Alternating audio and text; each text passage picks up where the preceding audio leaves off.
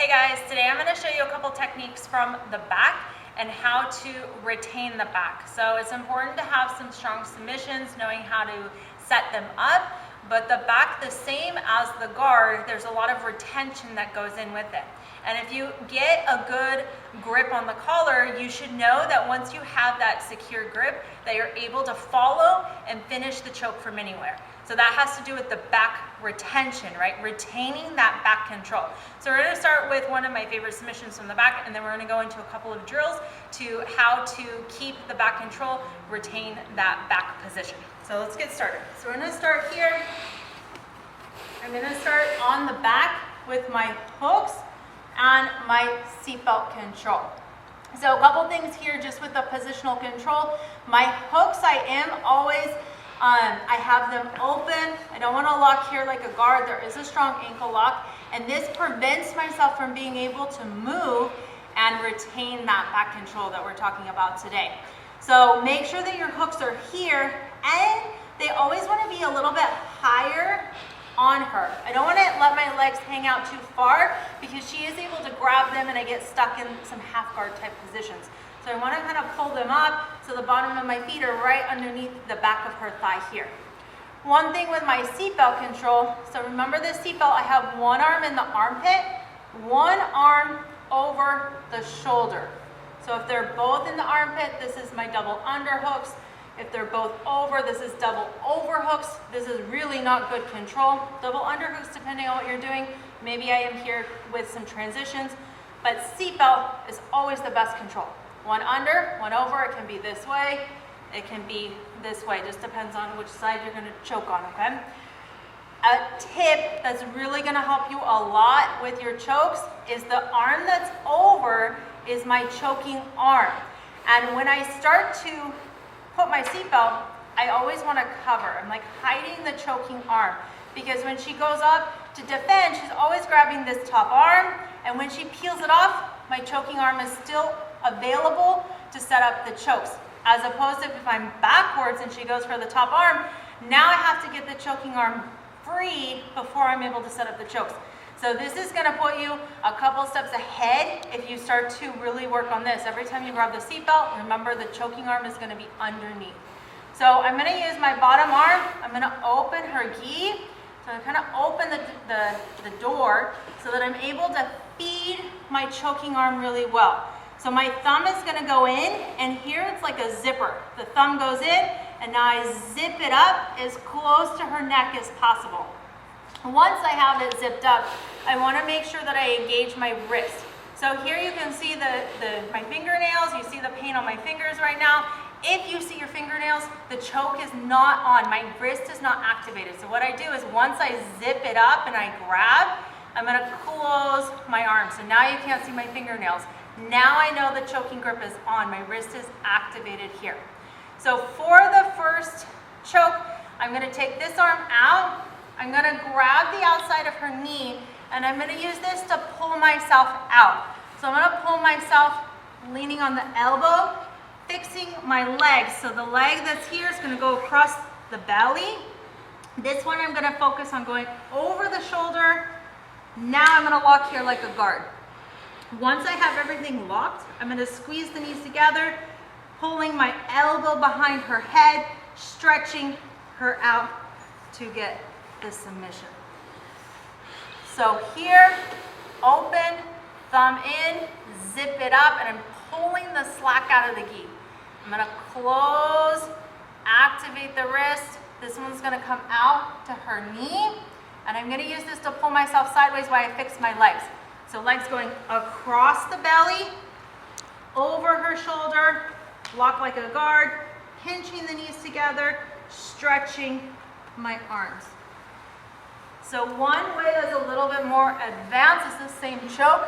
Instead of going here to the knee line, I'm going to go feed my choking arm, and this one is going to go across. So I just go across and I'm pulling down.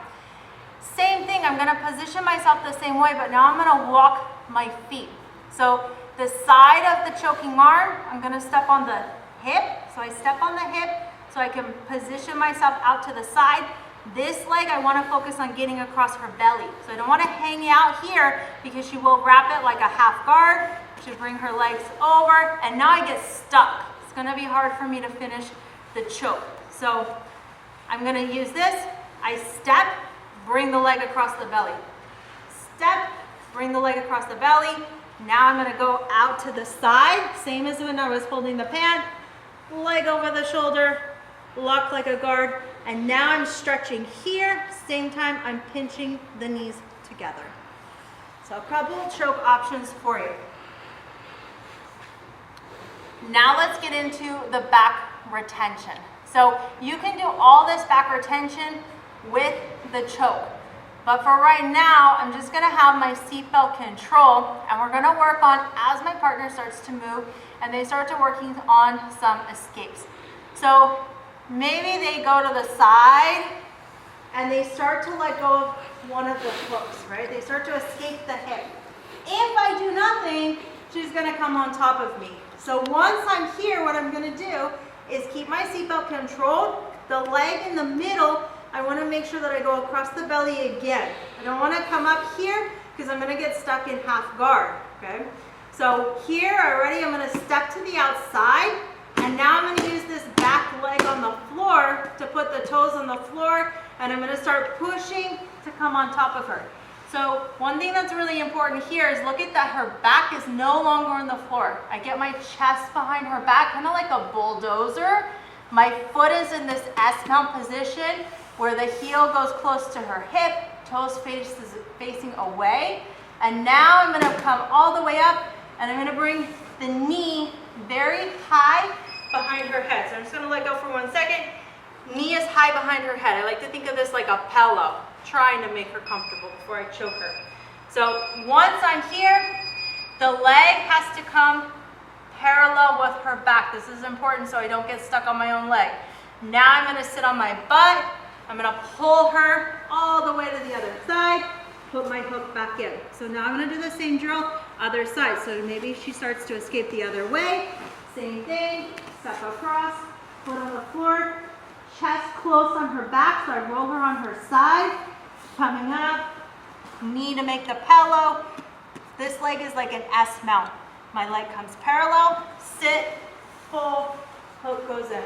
She's gonna go to the other side, stepping over, coming up, hook goes in. Other side.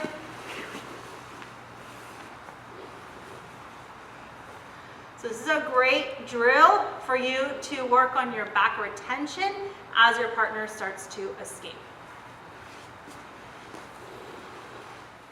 All right, so next drill that we're gonna do for my back retention is gonna be if maybe they fall to one side, but they no longer continue to escape. So let's say that I'm trying to do this choke here. Maybe I already feed the grip, maybe I start to bring her this way, but as I'm bringing her this way, I don't move to the correct position, and she starts to like smash the leg, right? So I'm here. Remember the first chokes that we did, this leg is controlling on her shoulder so that I'm able to strongly finish. So here I have a little bit of a problem. Maybe I get here and maybe she stops moving for whatever reason. So I'm gonna fix the position myself. So what I'm gonna do is I'm gonna take my top hook out, I'm gonna weave it outside, and I'm gonna find the back of her knee here with my foot, and I make a hook. So with this hook, now I'm gonna use it, I'm gonna throw her, release the bottom hook. So I'm gonna throw her over my bottom hook, and I bring the bottom hook out, okay? So now I'm in a very similar position as our basic back retention drill. I'm gonna start to come up onto my knee. I'm gonna remove my hook so I can step over here for the S mount. And now I can go right away back to my back control, or even better, when I'm here, that I step over, that I go right away for the choke because I already have this choking arm fed. So when I come and I sit, I'm gonna sit, and now the leg is gonna go over her shoulder, locked like the guard, squeezing everything. So I'm here, we're gonna set up the choke on the back.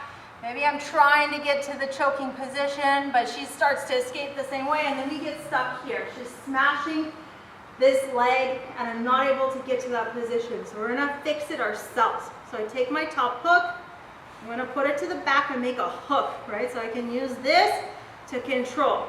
So one thing that's important is I don't wanna throw her into the hook, so I have to release the bottom hook too. I let it go, now I throw her over.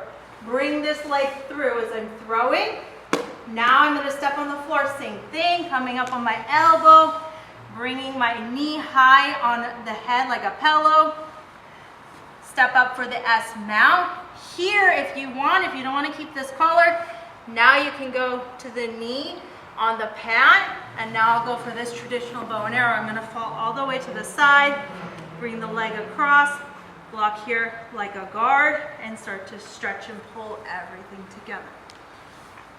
Guys, a couple common mistakes I see a lot with people on the back when they're either setting up chokes or they're doing back retention is their own back is on the floor a lot, meaning my back, right?